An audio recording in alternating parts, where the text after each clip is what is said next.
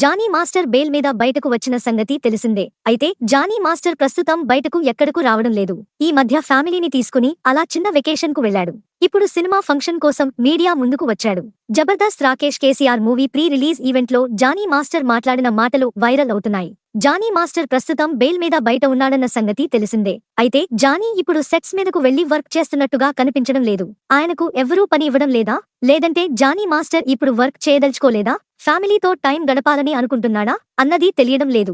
Recent గా Johnny master ఓ చిన్న vacation కు వెళ్లినట్టున్నాడు. ఫ్యామిలీతో పాటుగా జానీ మాస్టర్ కాస్త చిల్ అయినట్టుగా ఉన్నాడు. ఇక సోమవారం నాడు Jabardasth Rakesh KCR movie pre release event జరగ్గా అక్కడి చీఫ్ గెస్ట్ గా వెళ్లాడు. స్టేజ్ మీద జానీ మాస్టర్ మాట్లాడటం, మీడియా ముందుకు రావడం ఇదే తొలిసారి.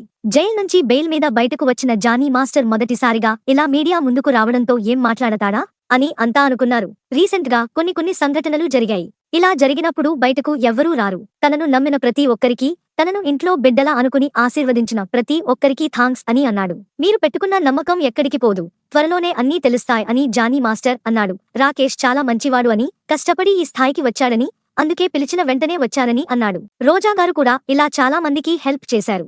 రోజా గారు చేసిన సాయం గురించి రాకేష్ ఎప్పుడూ చెబుతూనే ఉంటాడు. మీరు ఇలానే ఇంకా చాలా మందికి సాయం చేస్తుండాలి మేడం. సినిమా అంటేనే పెద్దది, తెరపైకి తీసుకువస్తున్నారు.